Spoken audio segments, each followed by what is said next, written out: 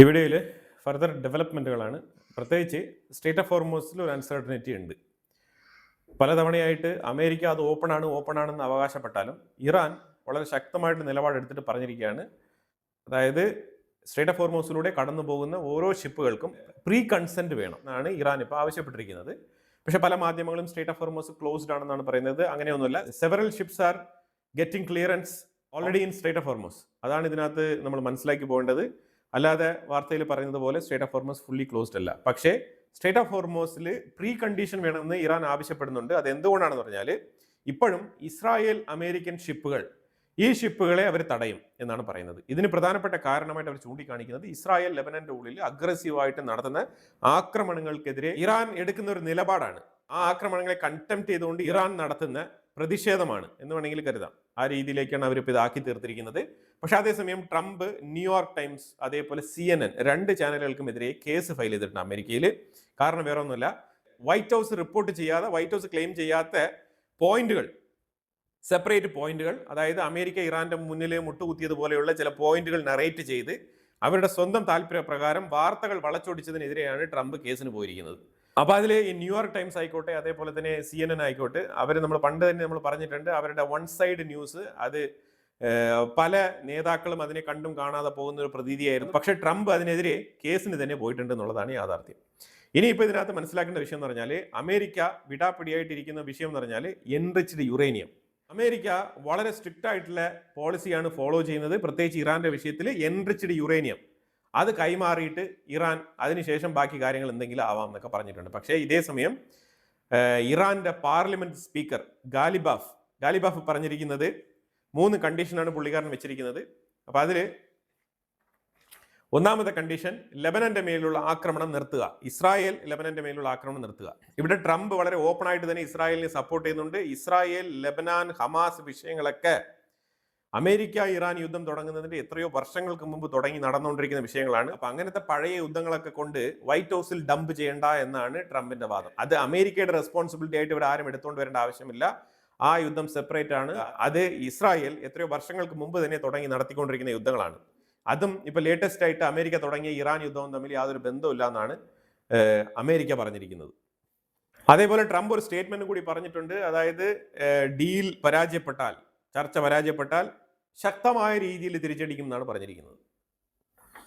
ശരിക്കും ഇറാന് നല്ല പേടിയുണ്ട്. ഇറാൻ ഈ തിരിച്ചടി അവർക്ക് സഹിക്കാൻ വയ്യ. ഒന്നാമത്തെ കാര്യം, ഈ ആക്രമണത്തിന്റെ ആ ഒരു ഭീകരത അത് നല്ല രീതിയിൽ ഇറാന് മനസ്സിലായിട്ടുണ്ട്. അതുകൊണ്ട് ഇറാൻ പഴയതുപോലെ വളരെ ബോൾഡായിട്ടുള്ള വെല്ലുവിളികൾ ഉയർത്തുന്നില്ല. അവർ കുറച്ച് സൈലന്റ് ആയിട്ടാണ് പോകുന്നത്. ഇന്ന് ഇറാന്റെ ഫോറിൻ മിനിസ്ട്രിയുടെ സ്പോക്സ് പേഴ്സൺ ആയിട്ടുള്ള അഹമ്മദ് ബാഗേരി പറഞ്ഞിരിക്കുന്നത്, ഞങ്ങൾ ചർച്ചയ്ക്ക് പോകാൻ റെഡിയായിരിക്കുകയാണ്, യാത്ര ചെയ്തുകൊണ്ടിരിക്കുകയാണ്, ഞങ്ങൾ ഇസ്ലാമാബാദിൽ എത്തും. പക്ഷേ ഈ ഇസ്രായേൽ ലെബനന്റെ ഉള്ളിൽ നടത്തുന്ന ആക്രമണങ്ങൾക്ക് ഒരു തീരുമാനം ഉണ്ടായില്ല എന്നുണ്ടെങ്കിൽ ഞങ്ങൾ ചർച്ചയ്ക്ക് പങ്കെടുക്കില്ല എന്നുള്ളൊരു സ്റ്റേറ്റ്മെന്റ് ആണ് ഇന്ന് ഇറാന്റെ ഫോറിൻ മിനിസ്ട്രിയുടെ സ്പോക്സ് പേഴ്സൺ ബാഗേരി പറഞ്ഞിരിക്കുന്നത്. ഇതിലൊന്നും കാര്യമൊന്നുമില്ല. അവർ ഇസ്ലാമാബാദിൽ പോകുന്നെങ്കിൽ അവർ പങ്കെടുക്കും. ഇതേപോലെ അമേരിക്കയുമായിട്ട് പലതവണ ചർച്ചകൾ നടത്തിയിട്ടുണ്ട്. ഒളിഞ്ഞും തെളിഞ്ഞും ഒക്കെ ചർച്ചകൾ നടത്തിയിട്ട് പൊതുസമൂഹത്തിൽ ഞങ്ങൾ ചർച്ചയ്ക്ക് പോയില്ല, ഞങ്ങൾ മിണ്ടിയില്ല, ഞങ്ങൾ അമേരിക്കയുമായിട്ട് നെഗോഷിയേറ്റ് ചെയ്തില്ല, ഞങ്ങളുടെ സ്റ്റാൻഡ് വേറെയാണെന്നുള്ള നിലപാടുകളൊക്കെ പലപ്പോഴും ഇതേപോലെ വിളിച്ചു പറയുന്ന സ്വഭാവമാണ് ഇറാനുള്ളത്. അത് നമുക്കിപ്പോൾ ഈ ലാസ്റ്റ് മൊമെന്റ് പീസ് ടോക്കിൽ തെളിഞ്ഞതാണ്.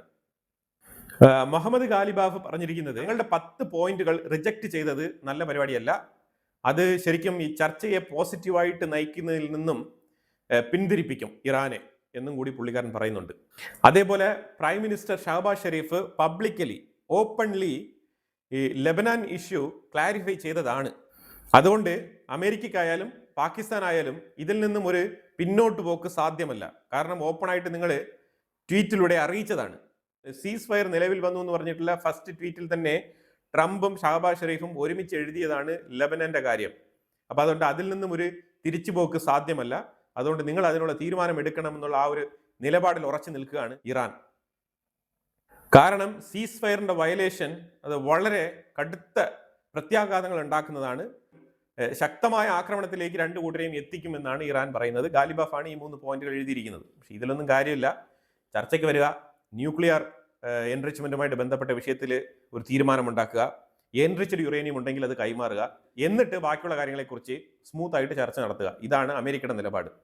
ഇനിവേ ഇപ്പോൾ ചർച്ചയ്ക്ക് ഇപ്പോൾ എല്ലാവരും കൂടി ഒരുങ്ങി കെട്ടി പോയിട്ടുണ്ട്. ഇനി ബാക്കി കാര്യങ്ങൾ ഇസ്ലാമാബാദിൽ നടക്കും. അത് കഴിഞ്ഞിട്ടാവും ബാക്കി തീരുമാനങ്ങൾ. അതുവരെ ഈ സ്ട്രേറ്റ് ഓഫ് ഹോർമോസുമായിട്ട് ബന്ധപ്പെട്ട് ചില വിഷയങ്ങളൊക്കെ നടക്കുന്നുണ്ട്. പക്ഷേ അതുവരെ വലിയ രീതിയിലുള്ള ആക്രമണങ്ങൾ ഉണ്ടാവാനുള്ള സാധ്യതയില്ല. വീണ്ടും ഒരു യുദ്ധമായിട്ട് മാറുമോ എന്നുള്ളതിന്റെ തീരുമാനം അറിയാൻ വേണ്ടിയിട്ട് ചർച്ച നടക്കുന്നത് വരെ ഒന്ന് വെയിറ്റ് ചെയ്യേണ്ടതുണ്ട്. ചർച്ചയ്ക്ക് മുന്നേ ഒരു ആക്രമണം ഉണ്ടാകുമെന്ന് തോന്നുന്നില്ല. കാരണം അമേരിക്കയുടെ സൈഡിൽ അഗ്രസീവ് ആയിട്ടുള്ള സ്റ്റേറ്റ്മെന്റുകൾ ഇപ്പോൾ പുറത്തു വരുന്നുണ്ട്. അതേപോലെ ഇസ്രായേലിന്റെ സൈഡിൽ നിന്നും അഗ്രസീവ് ആയിട്ടുള്ള സ്റ്റേറ്റ്മെന്റുകൾ പുറത്തു വരുന്നുണ്ട്. പക്ഷേ അതേസമയം ഇറാന്റെ സൈഡിൽ നിന്ന് അഗ്രസീവായിട്ട് പഴയതുപോലെ അത്ര അഗ്രസീവ് ആയിട്ടുള്ള സ്റ്റേറ്റ്മെന്റുകൾ പുറത്തു വരുന്നില്ല. ഇറാൻ പ്രത്യക്ഷത്തിൽ അക്സെപ്റ്റ് ചെയ്യാനുള്ള ഒരു മെന്റാലിറ്റിയിലേക്ക്, ഒരു മൈൻഡ് സെറ്റിലേക്ക് മാറിയിരിക്കുന്നതായിട്ടാണ് നമുക്ക് മനസ്സിലാക്കാൻ പറ്റുന്നത്.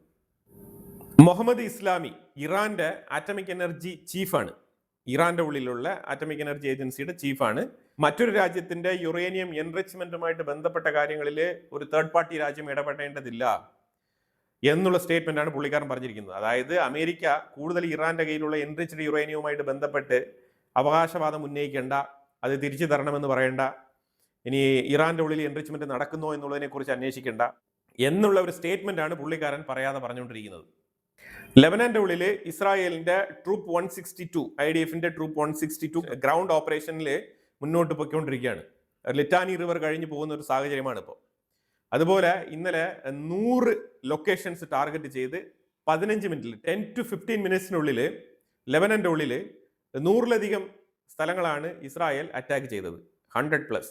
ഇതിന് ലോകമെമ്പാടും ഈ ഒരു ആക്രമണത്തിനെ കണ്ടംപ്റ്റ് ചെയ്തിട്ടുണ്ട്. Australian prime minister Anthony Albanese ആയിക്കോട്ടെ, ഇമ്മാനുവൽ മാക്രോൺ ആയിക്കോട്ടെ, ലോകമെമ്പാടുമുള്ള പലരും ഇസ്രായേലിനെ ഇങ്ങനൊരു ആക്രമണം നടത്തിയതിന് കണ്ടംപ്റ്റ് ചെയ്തിട്ടുണ്ട്. പക്ഷേ ഇസ്രായേൽ പറഞ്ഞിരിക്കുന്നത് ഇന്നലെ സീസ് ഫയർ പ്രഖ്യാപിച്ച ഉടനെ, അതായത് ഇറാനും അമേരിക്കയും തമ്മിൽ നടത്തിയ ഈ ഒരു സീസ് ഫയർ ലെബനനിലും കൂടി ആപ്ലിക്കബിൾ ആണെന്നുള്ളത് അറിഞ്ഞുകൊണ്ട് ആ വാർത്ത വന്ന ഉടനെ തന്നെ ലെബനനിലുള്ള തീവ്രവാദികളെല്ലാം തന്നെ കൂട്ടം കൂടി മീറ്റിംഗ് സംഘടിപ്പിച്ചിരുന്ന സാഹചര്യത്തിലാണ്, അതും സൂം മീറ്റിംഗ് സംഘടിപ്പിച്ചിരുന്ന സാഹചര്യത്തിൽ ഹെഡ് ഓഫ് ദ പൊസിഷനിലുള്ള ഹെസ്ബുള്ള ടീം അംഗങ്ങളാണ് ഈ സൂം മീറ്റിംഗിൽ പങ്കെടുത്തത്. ആ സൂം മീറ്റിംഗിലേക്ക് പങ്കെടുത്ത ആൾക്കാരുടെ ലൊക്കേഷൻസ് കൃത്യമായിട്ട് ടാർഗറ്റ് ചെയ്ത് ആ ഏരിയയിലാണ് കൃത്യമായിട്ട് അറ്റാക്ക് നടത്തിയത് ഇസ്രായേൽ. അതിനുള്ള തെളിവും അവർ സമർപ്പിക്കുന്നുണ്ട്. അതായത് വെടിനിർത്തൽ വന്നു എന്ന് അറിഞ്ഞ പാട് തന്നെ ഇവർ ഓൺലൈൻ മീറ്റിംഗ് സംഘടിപ്പിച്ചു. ആ വെടിനിർത്തലായല്ലോ, ഇനിയിപ്പോൾ അറ്റാക്ക് നടക്കത്തില്ല എന്ന് പറഞ്ഞിട്ട് ഈ സംഘം ഒരു സൂം മീറ്റിംഗ് പ്രഖ്യാപിച്ചിട്ട് അടുത്ത് ഇസ്രായേലിന്റെ ഉള്ളിലേക്ക് എങ്ങനെ ആക്രമണം നടത്താം, എന്ത് പദ്ധതി ഒരുക്കാം എന്നുള്ള തരത്തിലുള്ള മീറ്റിംഗ് ആണ്. അവരുടെ ആക്ഷൻ പ്ലാനിന് വേണ്ടിയിട്ടുള്ള മീറ്റിംഗ് സംഘടിപ്പിച്ചപ്പോൾ ആ മീറ്റിംഗ് കൃത്യമായിട്ട് ട്രാക്ക് ചെയ്ത്, മൊസാദിന്റെ കയ്യിലാണല്ലോ കംപ്ലീറ്റ് ഡീറ്റെയിൽസ്, അവർ ഈ ലൊക്കേഷൻ ട്രാക്ക് ചെയ്ത് അറ്റാക്ക് ചെയ്ത് ആ ബിൽഡിങ്ങുകളൊക്കെ തവിട് പൊടിയാക്കിയിരിക്കുകയാണ്. മാരകമായിട്ടുള്ള ആക്രമണം, പറയാതിരിക്കാൻ വയ്യ, അത്തരത്തിലാണ് ആക്രമണം. 250-ലധികം ആൾക്കാർ കൊല്ലപ്പെട്ടിട്ടുണ്ടാവാം എന്നുള്ളതാണ് വാർത്ത. ഇപ്പോഴും റെസ്ക്യൂ മിഷൻസ് നടന്നുകൊണ്ടിരിക്കുകയാണ്, തിരച്ചിലുകൾ നടന്നുകൊണ്ടിരിക്കുന്നുണ്ട്. ബിൽഡിംഗ് റബിൾസിന്റെ അടിയിൽ മൃതശരീരങ്ങൾ കിടക്കുന്നതായിട്ടുള്ള വാർത്തകളും വരുന്നുണ്ട്. ഇതാണ് ലെബനനിലുള്ള റിയാലിറ്റി. 34 സ്ഥലങ്ങളിൽ വെസ്റ്റ് ബാങ്കിന്റെ ഉള്ളിൽ പുതിയതായിട്ട് ഇസ്രായേലി സെറ്റിൽമെന്റുകൾക്ക് അപ്രൂവൽ കൊടുത്തിട്ടുണ്ട് ഇസ്രായേലിന്റെ ക്യാബിനറ്റ്. ഇത് ഞാനിവിടെ ഒരു മാപ്പ് വയ്ക്കുന്നുണ്ട്. ഈ മാപ്പിൽ നിങ്ങൾ കണ്ടോളൂ. ഈ റെഡ് കളറിൽ ഡോട്ട് കൊടുത്തിരിക്കുന്നത് ഈ ഓരോ പ്രൊവിൻസുകളാണ്. ആ പ്രൊവിൻസ് എന്ന് പറഞ്ഞാൽ ജനീൻ, തുൽക്കർ, അതുപോലെ മിഡിൽ റമല്ല, ജെറിക്കോ, ഇപ്പുറത്തെ താഴെ ഹെബ്രോൺ, ഈ ഏരിയയൊക്കെ ഓരോ പ്രൊവിൻസുകളാണ്. അവിടെ അതിന്റെ ഉള്ളിൽ യെല്ലോ കളർ ഡോട്ട്, ഈ യെല്ലോ കളർ ഡോട്ടാണ് പുതിയ സെറ്റിൽമെന്റ്സ്. ഏതാണ്ട് 34 സെറ്റിൽമെന്റുകളാണ് ഇപ്പം പുതിയതായിട്ട് അപ്രൂവ് ചെയ്തിരിക്കുന്നത് ഇസ്രായേലിന്റെ ക്യാബിനറ്റ്. ഇന്നലെ ഇസ്രായേൽ ലെബനന്റെ ഉള്ളിൽ നടത്തിയ ആക്രമണത്തിൽ 25 ഹെസ്ബുള്ള അംഗങ്ങൾ കൊല്ലപ്പെട്ടതായിട്ടുള്ള വാർത്തകൾ വരുന്നുണ്ട്. അവരുടെ പേര് വിവരങ്ങളൊക്കെ പബ്ലിഷ് ചെയ്തിട്ടുണ്ട്. ഇനിയും പുതിയ പുതിയ ലിസ്റ്റുകൾ വരും എന്നാണ് പറയുന്നത്. ഹെസ്ബുള്ളയുടെ സീനിയർ കമാൻഡർ ഹസൻ മുസ്തഫ നാസർ, ഹാജി അൽ അഷ്കർ എന്നാണ് മറ്റൊരു പേരിൽ ഇയാൾ അറിയപ്പെടുന്നത്. ഹെസ്ബുള്ളയുടെ സീനിയർ കമാൻഡറാണ്. ഇയാളെ ഇസ്രായേൽ ഇന്നലെ എലിമിനേറ്റ് ചെയ്തിട്ടുണ്ട്. ഒയസിസ് വാൻഗാർഡ് എന്ന് പറഞ്ഞിട്ട് ഇന്ത്യയും ഈജിപ്തും കൂടി ചേർന്നിട്ട് ജോയിന്റ് മിലിറ്ററി പരേഡ് നടത്തുകയാണ് ഈ യുദ്ധത്തിനിടയിലും. അരുണാചൽ പ്രദേശിൽ ഇന്ത്യ 1200 മെഗാവാട്ട് ഉൽപാദന ശേഷിയുള്ള ഒരു ഹൈഡ്രോ പവർ പ്രോജക്റ്റിന് തുടക്കം കുറിച്ചിരിക്കുകയാണ്. ഏതാണ്ട് 14,000 കോടി ചെലവ് വരുന്ന ഒരു പ്രോജക്റ്റാണിത്. ന്യൂഡൽഹിയിൽ വെച്ചിട്ട് ഇന്ത്യയുടെ NSA national security adviser Ajit ഡോവലുമായിട്ട് ബംഗ്ലാദേശിന്റെ ഫോറിൻ മിനിസ്റ്റർ ഖലീലുർ റഹ്മാൻ ചർച്ച നടത്തിയിട്ടുണ്ട്. അതായത് ഇന്ത്യ ബംഗ്ലാദേശ് സ്ട്രാറ്റജിക് റീസെറ്റ്, അതിന് വേണ്ടിയിട്ടാണ് ചർച്ച. പാർട്ട്ണർഷിപ്പ് കുറച്ചുകൂടെ റീസെറ്റ് ചെയ്യേണ്ടതുണ്ട്. അത് റീസെറ്റ് ചെയ്യണമെന്നുണ്ടെങ്കിൽ അജിത് ഡോവലിൻ്റെ അടുത്ത് തന്നെ തുടങ്ങണം. എന്നാൽ മാത്രമേ കാര്യങ്ങൾ നടക്കുള്ളൂ. കാരണം പിന്നീട് ഒരു വയലേഷൻ ഉണ്ടായി കഴിഞ്ഞാൽ ബംഗ്ലാദേശ് ഗവൺമെന്റ് ആയിരിക്കും അതിന്റെ ഉത്തരവാദിത്തം ഏറ്റെടുക്കേണ്ടത്. അല്ലാതെ ഇനി ഇന്ത്യക്ക് അവിടെ പോയിട്ട് കളിക്കാൻ വലിയ താല്പര്യമില്ല. അതാണ് ബംഗ്ലാദേശിനാണ് ഏറ്റവും കൂടുതൽ ബെനിഫിറ്റ് കിട്ടേണ്ടത് ഇന്ത്യയിൽ നിന്നും. ഇന്ത്യയെ ചൊറിയാതിരിക്കണം, ഇന്ത്യക്കെതിരെയുള്ള നടപടികളിലേക്ക് ഇറങ്ങാതിരിക്കണം, ഇന്ത്യയുടെ നാഷണൽ സെക്യൂരിറ്റിക്ക് ഒരു വീഴ്ച ഉണ്ടാവരുത്. അതാണ് ഇന്ത്യയുടെ കൺസേൺ. പക്ഷെ ബംഗ്ലാദേശിന് അതിലേറെയാണ് കാര്യങ്ങൾ. അതായത് പീപ്പിൾ ടു പീപ്പിൾ റിലേഷൻഷിപ്പാണ് ബംഗ്ലാദേശിന് വേണ്ടത്. കാരണം ഇന്ത്യയുടെ സഹായം, ഇന്ത്യയുടെ ഹെൽപ്പ് അത് വളരെ അനിവാര്യമാണ് ബംഗ്ലാദേശിന്.